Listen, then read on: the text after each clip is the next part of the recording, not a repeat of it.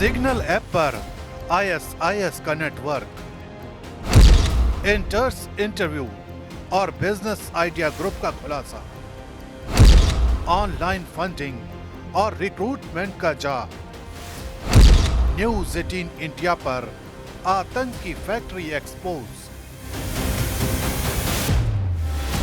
Signal app पर बनाए गए ग्रुप इंटर्स इंटरव्यू और बिजनेस आइडिया के जरिए दानिश और उसके सहयोगियों ने फंडिंग और रिक्रूटमेंट की योजना को एक्टिव किया।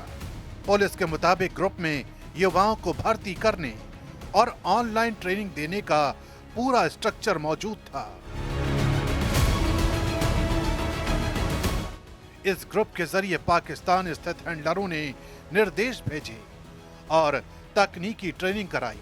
ग्रुप में छिपा हुआ फंडिंग नेटवर्क और डिजिटल लेन देन सुरक्षा एजेंसियों के लिए सबसे बड़ी चुनौती बन गए। ये कमरा नंबर 15 महज एक कमरा नहीं था। अगर इसे भारत में ISI का नया गढ़ कहा जाए तो ये बिल्कुल गलत नहीं होगा। इसी कमरे से एक आतंकी लगातार पाकिस्तान बात कर रहा था और इसी कमरे से वो अपने इलेक्ट्रॉनिक उपकरणों के जरिए भारत में जिहाद और आतंकवाद के नाम पर नए लड़कों की भर्ती कर रहा था। शुरुआती जांच में पता चला है कि ग्रुप में फोटो, दस्तावेज और ब्लूप्रिंट शेयर किए जाते थे ताकि नए सदस्यों को पूरी तरह ट्रेंड किया जा सके। पुलिस के मुताबिक दानिश ने अपने लैपटॉप से PETN और TATP बम बनाने के तरीके सीखे।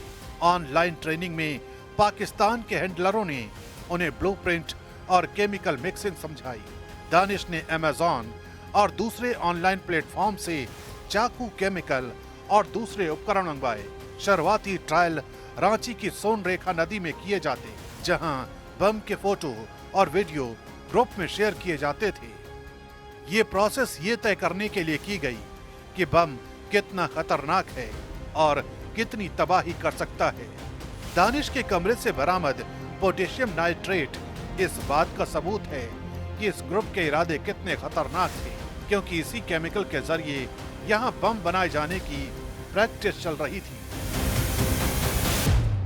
इसमें सेंट्रल कैरेक्टर जो है अशरार दानिश है, जो झारखंड से गिरफ्तार किया गया है। 2 लोग इसमें मुंबई के हैं, अबू बकर सूफियान और आफ्ताब अंसारी, और एक कामरान कुरैशी मध्य प्रदेश का है, राजगढ़, और हुज़ैफा यमन तेलंगाना निजामाबाद का है। इसमें जो सेंट्रल कैरेक्टर अशरार दानिश है, इसके पास से काफ़ी मात्रा में ID बनाने की सामग्री मिली है, केमिकल्स मिले हैं, सर्किटरीज मिली हैं, डायोड्स मिले हैं, बॉल बेरिंग्स वगैरह मिली हैं, इस तरह की चीज़ें मिली हैं।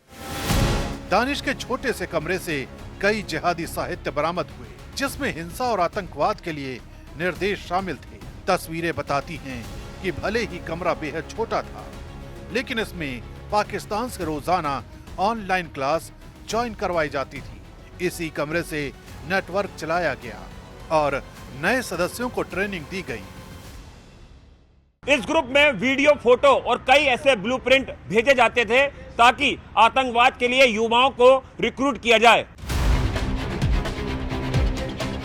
पुलिस से मिली जानकारी के मुताबिक कमरा सिर्फ ट्रेनिंग का सेंटर नहीं था, बल्कि डिजिटल फंडिंग और ब्लूप्रिंट साझा करने का मुख्य अड्डा था। इससे साफ होता है कि कैसे एक छोटा कमरा राष्ट्रीय सुरक्षा के लिए गंभीर खतरा बन सकता है। दानिश सेंट्रल कैरेक्टर था, मैं ये नहीं कहूँगा टोटली वही ऑपरेट करता था, बट दानिश इस ग्रुप का सेंट्रल कैरेक्टर था। और दानिश के पीछे भी जो वो इंस्ट्रक्शन रिसीव करता था, वो एक पाक हैंडलर था, उस पर भी इन्वेस्टिगेशन जारी है। दरअसल हाल ही में दिल्ली पुलिस के स्पेशल सेल ने झारखंड, तेलंगाना, बेंगलुरु, महाराष्ट्र और मध्य प्रदेश में छापेमारी कर 5 आतंकियों को गिरफ्तार किया। गिरफ्तार आतंकियों में अशहर दानिश, आफ्ताब कुरैशी, सुफियान अबू बकर खान, मोहम्मद हुज़ैफ यमन और कामरान कुरैशी शामिल थे। इनके पास से बड़ी मात्रा में हथियार, संदिग्ध केमिकल और बम बनाने का सामान बरामद किया गया। पुलिस के मुताबिक ये आतंकवादी टारगेट किलिंग और धार्मिक स्थलों पर हमले की फिराक में थे। गिरफ्तारियों के बाद सुरक्षा एजेंसियां पूरे नेटवर्क की पड़ताल कर रही हैं और संभावित खतरों को रोकने के लिए सतर्कता बढ़ा दी गई है।